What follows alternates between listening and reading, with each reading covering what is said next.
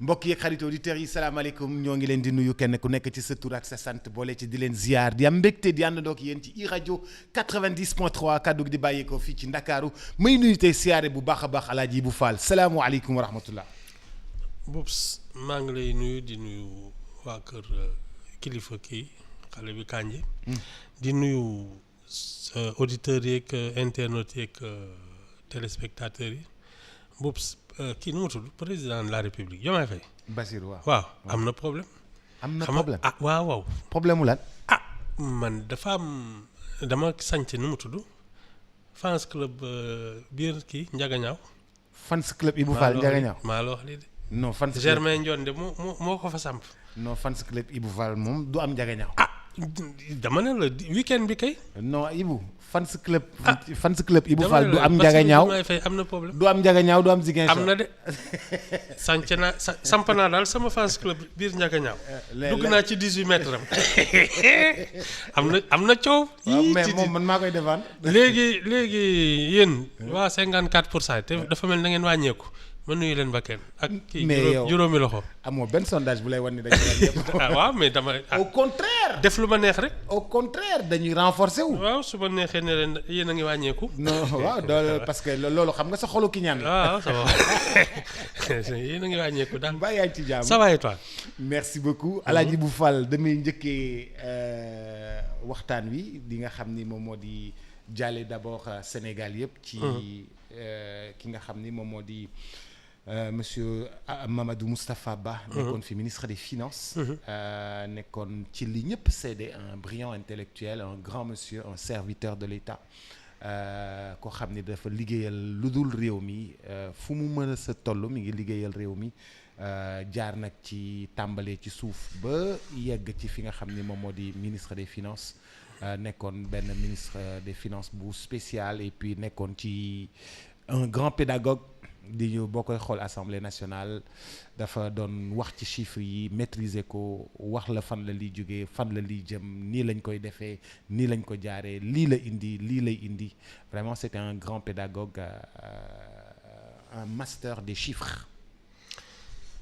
Paix à son âme parce que malheureusement il est parti avec ces histoires de falsification de chiffres ak yooyu Boubs. Tu sais, la vie publique est une chose très sérieuse. On ne peut pas se permettre de dire n'importe quoi sur n'importe qui. Ñu jàll ci leneen waaye. D'accord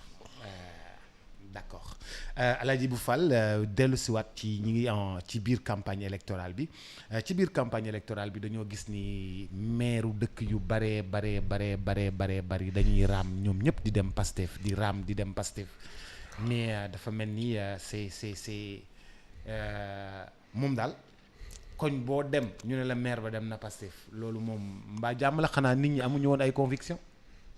Non mais Boubs tout dépend de la manière de la raison pour laquelle tu entres en politique.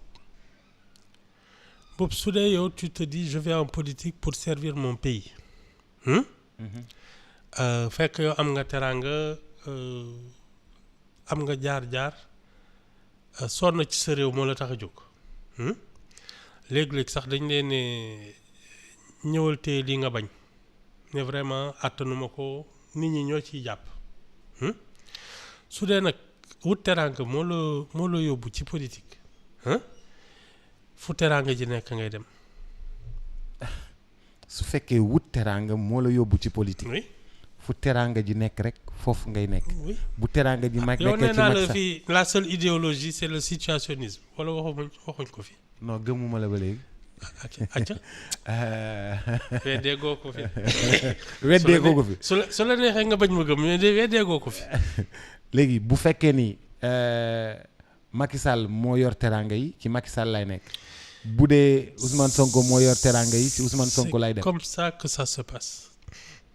mais Ibou. Boubs gis nga fii en une semaine en 2000 quelqu'un qui est passé de 40 ans de 20 ans de socialisme au libéralisme en une semaine.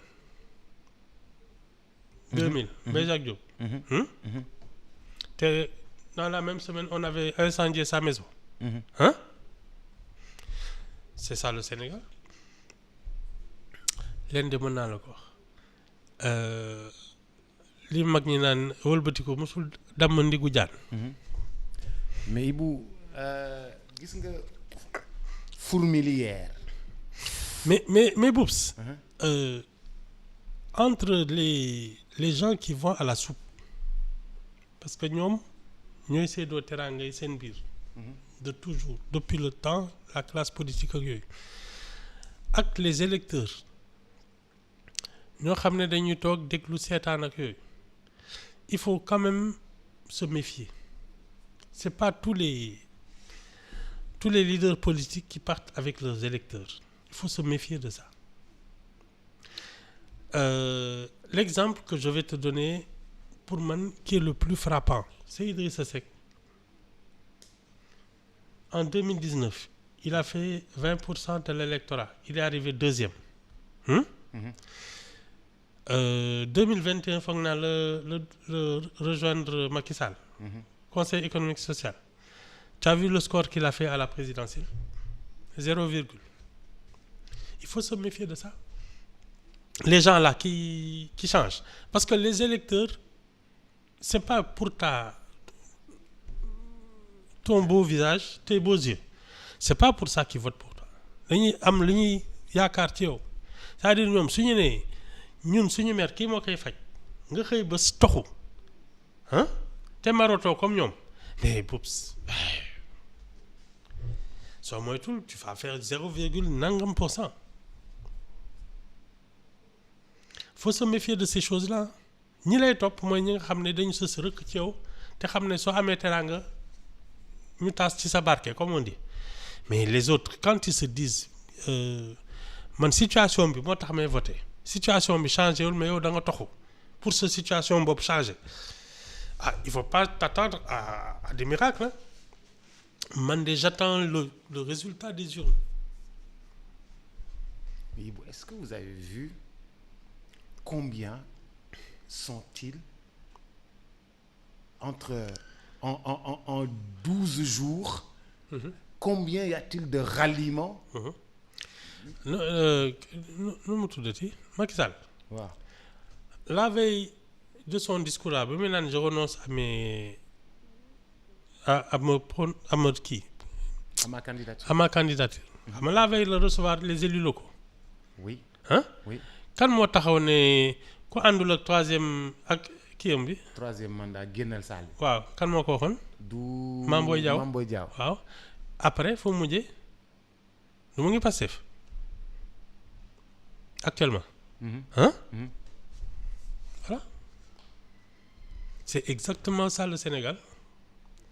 Man de su ma gisee ku ciy jaaxle sax man da nga may jaax yow yaa may jaaxal. mais Ibou mais man foog ma jaaxle parce que nit da ngay laajte où sont les convictions des gens en fait ndax am nañu conviction man xam lan moo may kii nga wax lii ne vraiment man.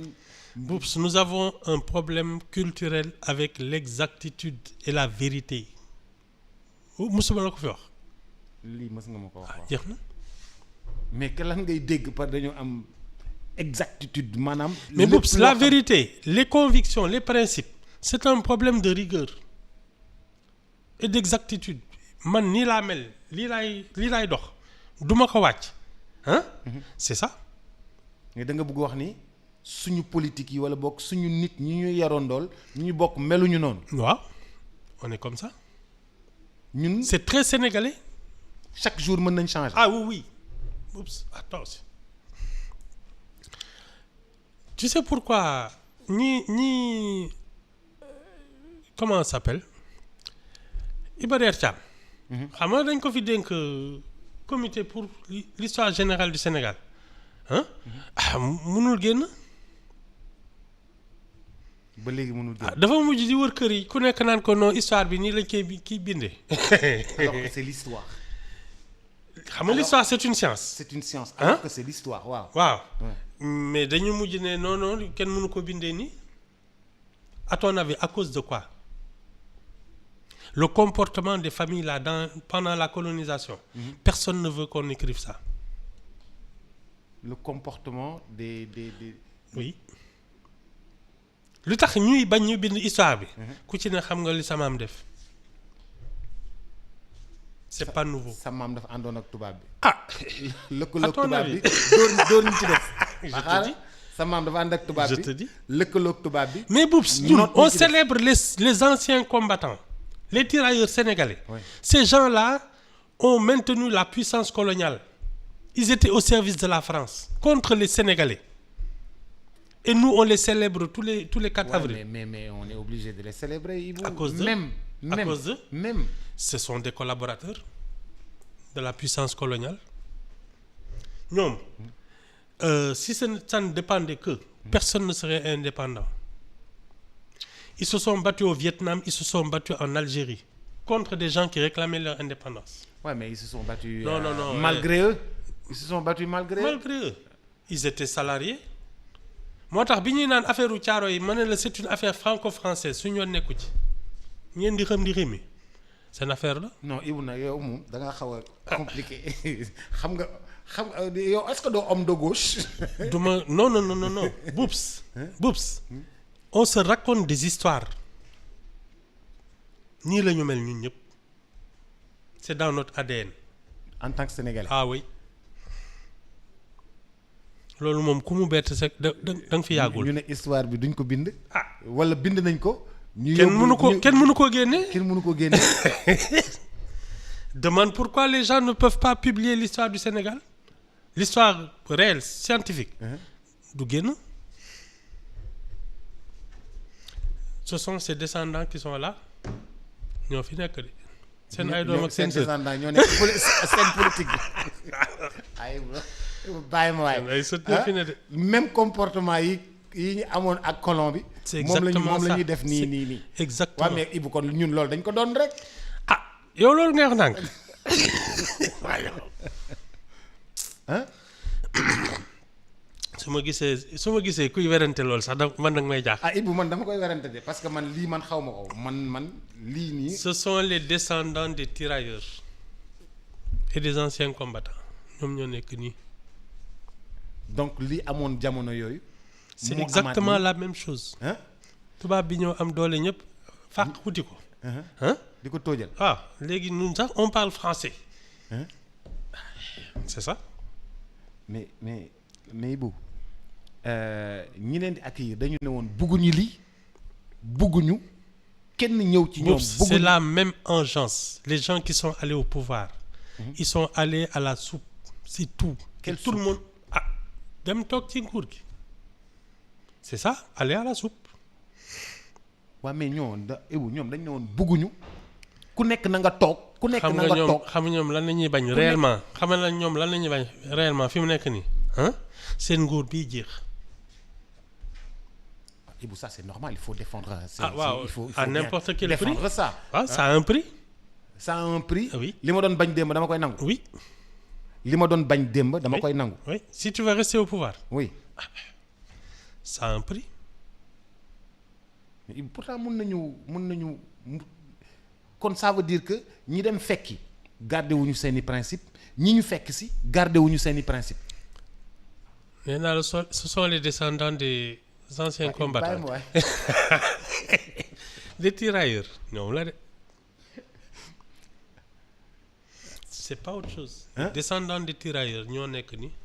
mais qu'est-ce qu'on va chercher lan la ñuy dem seeti derrière ànd boobu cette majorité écrasante vaut que. Teranga. non vaut que man li ma doon bañ démb ma nangu ko tey. Teranga yi la yaa koy séddoo teranga. voiture de fonction garde du corps. voilà salaire. salaire per diem. Logement de fonction. indemnité. ni kii jéeg yu ndaw yi di romb ngay pàddaate. ay yooyu la de.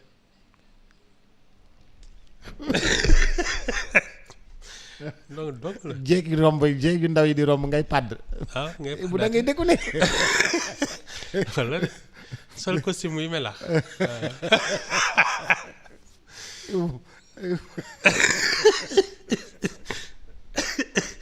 loolu dong la. Tu sais, une république, c'est tellement sérieux que quand tu réduis ça à ces choses-là,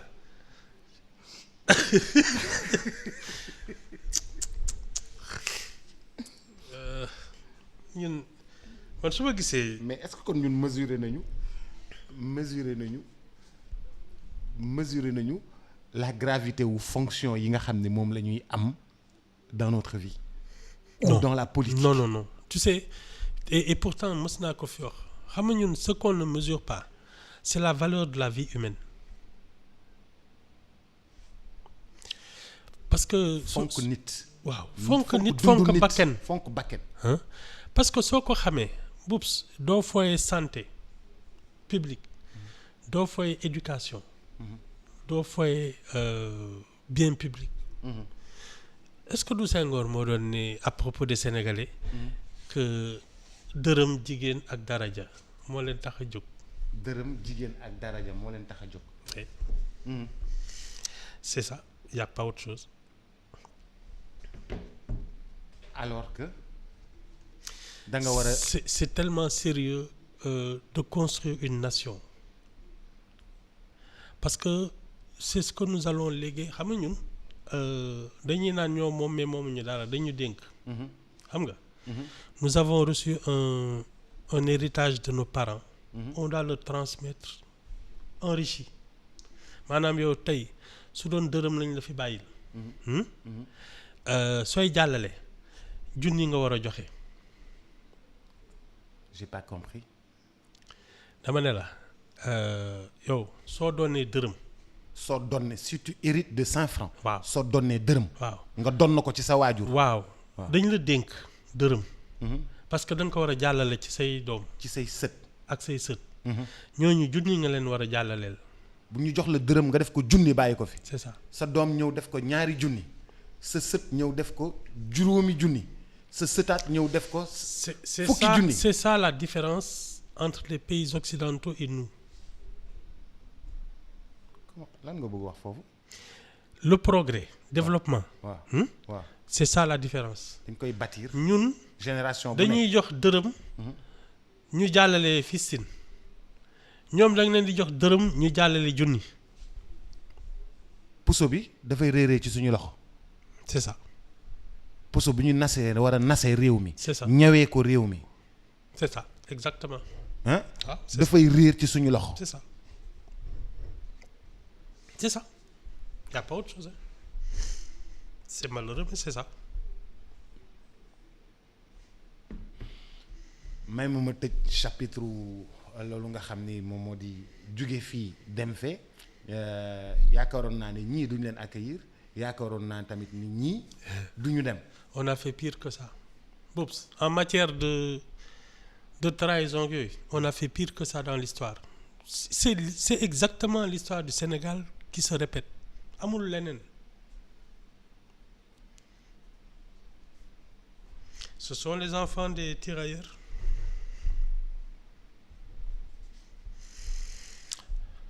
Y a pas autre chose. c'est ni nga ma koy waxee ni di ma ko dóor nii ci kanam dafa xaw a metti. Non Boubs. C'est la froide vérité hein. bul sonn sax. mais ñun.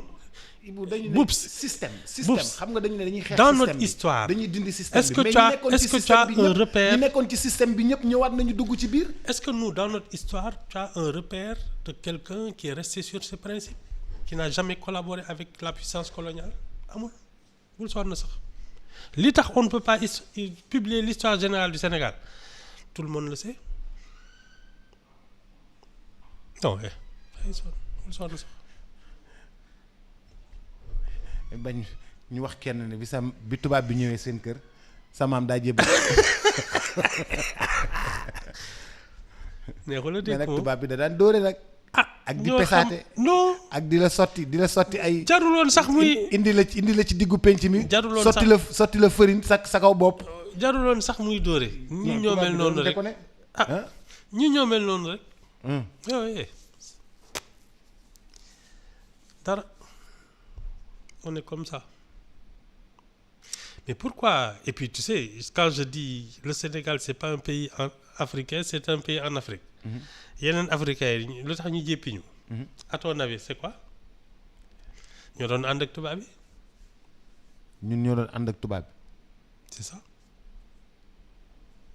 ànd ak tubaab bi dem envahir benn dëkk gunge ko loolu wax li de ànd ak tubaab bi waaw yor nationalité française waaw di ko bàkkoo c'est tout dem jëli 4 communes waaw affaire bi fële dem jëli kii bi fii dem jëli lu nekk ñu dem jëli ko waaw indi ko mu jaar port de Dakar dem maa la wax li ñun la de may ma dooma may ma tëj chapitre boobu parce Ay, que bëggatuma ci dara bëggatuma ci dara ay ca bëggatuma ci dara Ibou système bi ñu waxoon moom la ñuy dindi mais ñi nekkoon ci système bi ñëpp dafa mel ni ñëw nañu dugg ci biir ñi nga xam ne ñoom lañ doon wax ni ñoom ñooy système bi dañ leen di dàq dañ leen di dindi nañ leen fi jëlee mais ñoom ñëpp ñëw nañu dugg ci toog je pense qu'il y a 1 an ou 2 nee naa la il y a pas plus symbolique comme pilier du système qu'un inspecteur des impôts mosuma la ko fi wax ñii système bi moo tax ñu nekk fi donc xanaa tu as des trous de mémoire. si j'ai des trous de mémoire mais c'est que li nga may wax ni bugguma koo jàpp en fait. Ah d'accord. bugguma koo jàpp hein? Les impôts là. Ouais. Ce sont les fondements du système. ñi jàng ba nekk ay inspecteurs des impôts. Ce sont des fabrications du système. Ce sont eux qui incarnent même le système dont ils parlent. Donc il n'y a pas de système à démolir. Au contraire. Il y a un système à enrichir. Et bien sûr. Consolider quoi? Consolider le système. Oui. Le système, ce sont des élections, c'est la répression, la police, la prison accueil. Il y a un ordre, il y a des vérités, il y a des lois, des trucs. C'est ça le système. Te ñoom ci loolu la ñu yaroo moo leen may ñu yegg si fii. Il y a des Sénégalais qui ne sont jamais allés à l'école française. Seen tool la ñu xam. seen njàng alxuraan. waaw seen njàng alxuraan ak yooyu ñooñu suñ mënee système bi baaxul je peux les comprendre mais pas un étudiant qui est sorti de l'ENAM. Mais Ibou, un étudiant qui est sorti de l'ENAM, c'est qu'il a voulu être dans le système. Quand tu entres à l'ENAM, c'est que tu as voulu être dans le système. Quand tu vas faire le concours... Au cœur même du système. Du sax xam nga ñun suñu compagnie gi nga xam ne on est des privés. Mën nañu nekk fii di tëb di dal. Mais toi, tu sors de l'école nationale d'administration. Tu veux être au cœur du système. bëgg nekk au cœur du système moo la dugal ci école boobu. Ah bien sûr. waaw léegi mais boo ñëwee fekk système bi rouillé wala système bi ni nga bëgg mu fonctionner ko nu mu war a fonctionner un avocat peut se battre contre comment dire ça une forme du système même si tu en fais partie parce que soo duggee ci école beeg yooyu loolu nga jàng à la limite tu peux t'opposer à des facettes de ce système mais ki nga xam ne yow tu as décidé d'être fonctionnaire dugg dans l'administration en espérant avoir de la promotion du petit poste de fonctionnaire jusqu'à la présidence de la République. Tu es l'incarnation du système. Yow moom tu es l'incarnation pure du système.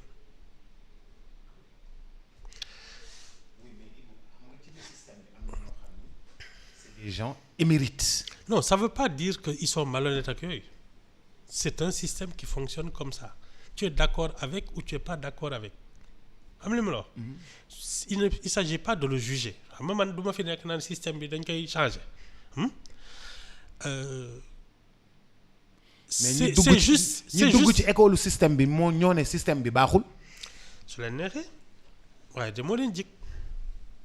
ah moo leen jig de système bu baaxul bi. waaw moo leen jig moo leen may li ñu am wala seetloo loolu aywa bu changer lunette. ma changé leen lunette. waaw. du ma ah yow du ma gis yaa ngi janoon ñuy jaxaraan ñu nekk ci teraanga yi ndax système bi nga naan leen ñoom nee nañ changer il faut changer le système ah change de lunette. ay degré yu gën a fort. ah loolu voilà. ndax ma mën a gis. ah moo ma ci jaaxal de. ah loolu de moo ma ci jaaxal. non il y a aucune raison de man mii je suis un enfant de l'école française. Et je considère que ce qui s'est passé c'est l'histoire parce que dans le monde entier l'histoire est douloureuse da ngay tase il y a des peuples qui se rencontrent seen histoire elle est sanglante mais xam nga lan mooy dëgg il faut en retirer ce qui est profitable li la amal njariñ moom nga ciy jël parce que ndaje boo gis mën na am barke. Mais munoo ci barkeelu ba pare dinaan li amul benn njariñ. nga barkeelu ci ba pare. waaw ne lii amul benn njariñ. waaw c'est ce qui se passe actuellement. Fouler du pied. C'est ça. Ces gens ont vécu de ce système. ah jeex na moom kay tu me dis on va l'améliorer. On va ceci ak yooyu mais démolir le système ça c'est des histoires ils vivent de ça.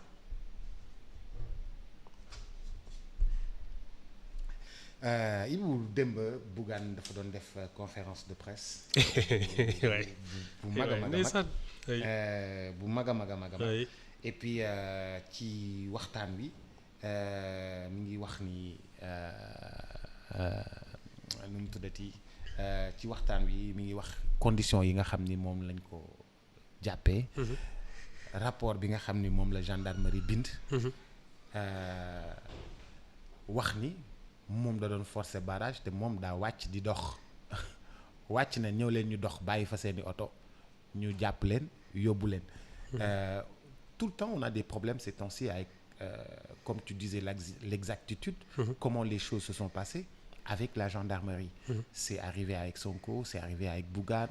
Très souvent on a des problèmes ci rapport yi ni nga xam ni noonu lañ koy bindee. ba pare suñu rapport u gendarmerie pourquoi day fuiter tout le temps. Bops. Oui. Les gens qui sont en tenue. Oui. Muy soldats muy policiers di militaires. ñoom seen engagement mooy presque pratiquement le dernier engagement mooy donner sa vie pour la République. C'est pour ça qu'ils sont armés que yooyu parce que ils sont prêts à donner leur vie pour la République. Je pense qu'ils méritent plus de considération man nee naa la man suma policier de circulation laa la wax de ne fii doo fi jaar du ma fa jaar. Je peux lui demander poliment ndax mën naa jaar su ma ne fii kenn du fi jaar je fais le tour ma wuti beneen yoon.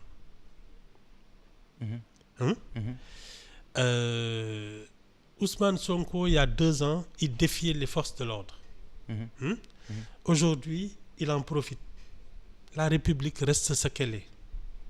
Elle a des piliers, des fondements. Il faut respecter les forces de l'ordre parce que rien ne se fait dans le désordre. yii ñuy woote nii bés bu fal woon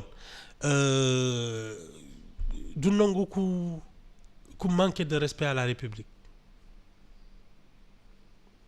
Il faut qu'on se dise les choses vraiment. Boups, ces gens-là méritent notre respect ne serait-ce parce que ils représentent la République. Tu ne peux pas leur parler sur n'importe quel ton waxuma la sax nga forcer barrage mais nga leen di gëdd leen anglais di kii tu ne dois pas le faire. C'est juste une question de savoir-vivre et de citoyenneté. Mais Ibou, tous les politiques l'ont déjà fait. Wade l'a fait. Mais man lan laa la wax ci seen politique bi. Wade l'a fait, Sonko l'a fait, Bougane l'a fait, Macky Sall à un moment l'a fait, mais Qu'est-ce que je t'ai dit des hommes politiques? oui, monsieur. C'est la racaille qui est sur la scène publique. Des gens qui ne savent même pas se tenir. C'est ça? C'est ça notre problème. Ils sont pas exemplaires. Hein?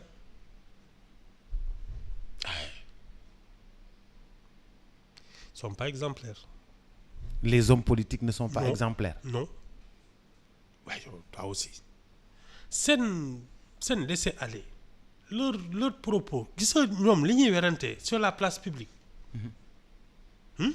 Seen débat c'est du fait divers. Ils n'ont aucune tenue. te ñoom ñoo ñu sonal ñun ñëpp. Les hommes politiques ñoo ñu mais bien sonal sûr, ñun ñëpp. ils n'ont même pas de tenue. Ils se mêlent de ce qui ne les regarde pas. Ils ne font pas leur travail. Parce que s'ils faisaient leur travail, ce pays ne serait pas dans cet état. Non, ouais. Ça, c'est pas des exemples. Ibou yow dama bëgg wax ne hommes politiques yi duñu ay exemple. Non. Non, ils n'ont pas de tenue. Oups. Yow, tu as démarré l'émission en disant que da nga jaaxle ndax ni ñuy transhumé. Waaw. Est-ce que ça, c'est avoir de la tenue? Voilà. Mais quand même il nous faut ci kii bi kay ay ñu am ñenn mais am bu fekkee ni pour la plupart noonu la ñu mel ça veut dire que kon ñun dëkk bi day du dem. Nee naa la ceux qui devraient faire de la politique sont restés chez eux. Parce que il te faut de la compétence. Il te faut du savoir-vivre. De la probité. su dee yow da nga nar a toog di dàggasanteeg di saaganteeg di mëq ci pënd bi mais nga toog sa kër parce que tu travailles tu gagnes ta vie tu n'as pas besoin de ça c'est tout bëgg nekk ci dëkk bi defar kook yooyu moo lay tax a jóg mais boobu du la jaral yenn yi les gens là ils ont déserté les plateaux, ils ont déserté les tribunes parce que fii loo fi wax ñu saaga la menacé la da ngay wax guy gi ñu ne la Dakar bi. Tu parles des problèmes du Sénégal on va te dire que ça ay fee la nekkoon di këfin. waaye gars yi dañuy ko fay teg dem toog seen kër bañ ko leen wax leen naqadi c'est tout. mais Ibou waruñu def loolu parce que nit bu fekkee da nga am engagement pour sa réew daf la war a jox détermination même bu ñu lay saaga daf la war a jox détermination même bu ñu lay xas daf la war a jox détermination. Tu dois avoir un engagement. On a donné de la confiture au cochon. C'est ça la vérité.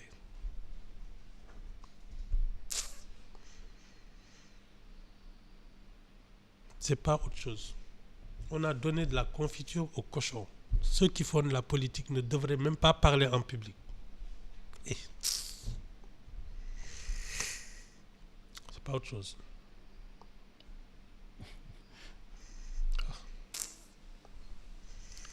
C'est pas grave.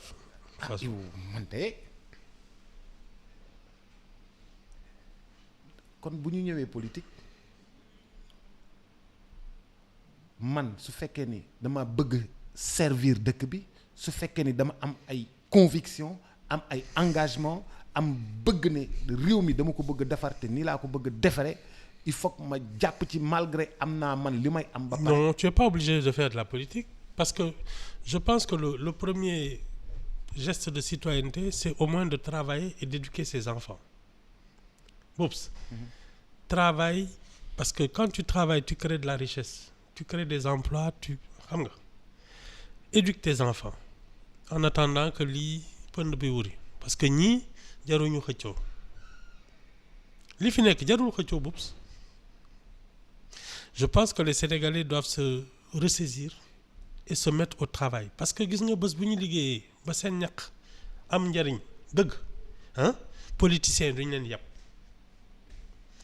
ñun ñoo yablu suñu bopp ba politiciens yi nekk fii di def leen neex il faut juste travailler gagner sa vie et être autonome ne pas dépendre de ces gens-là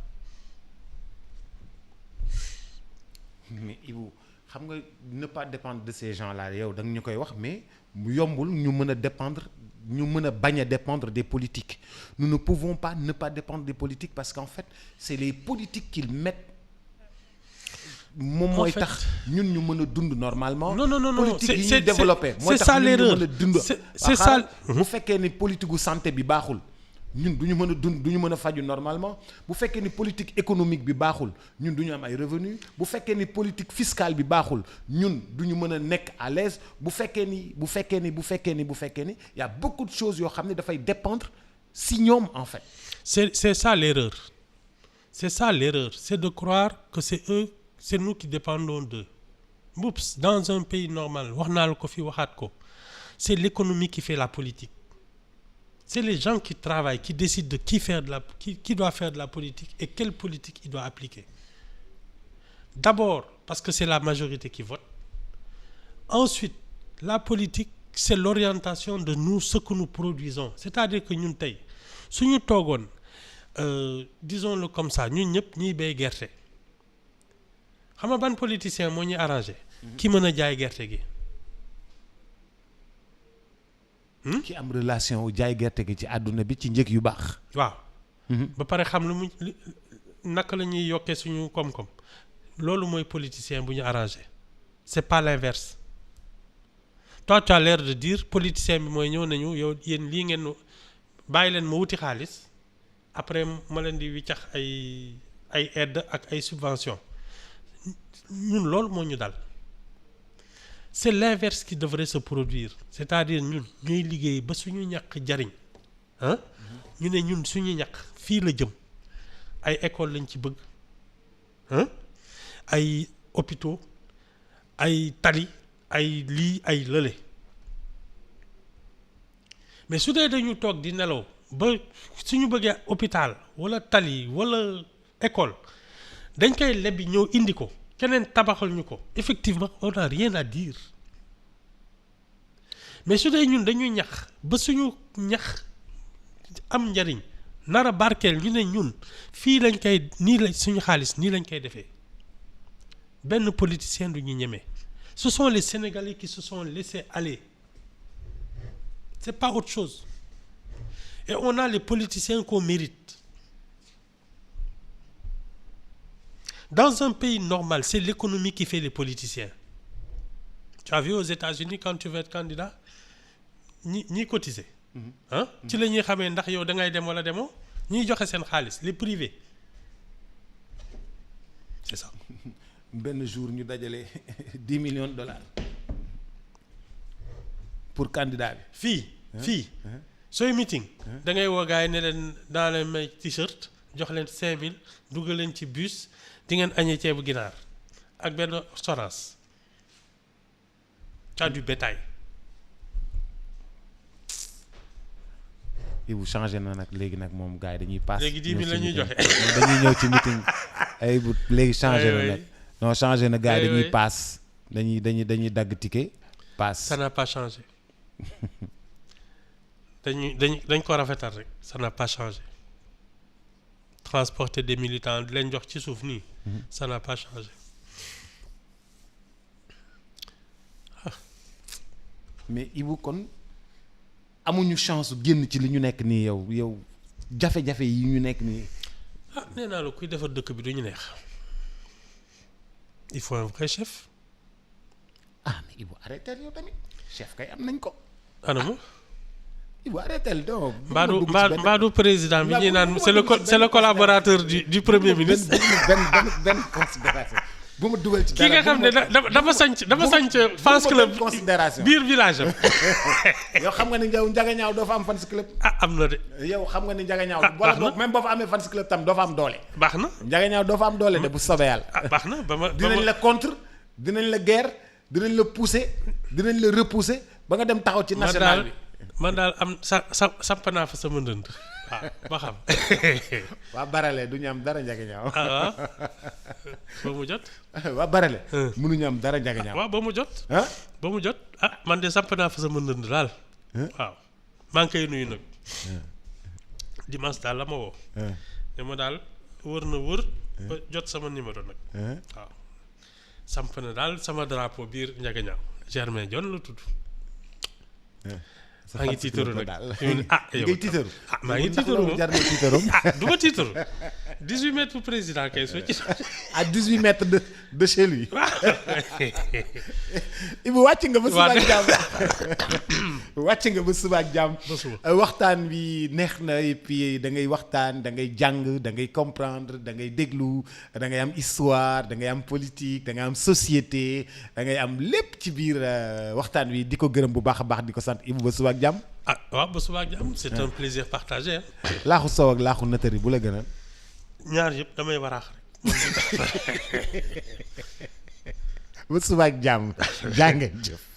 transfert d'argent bi di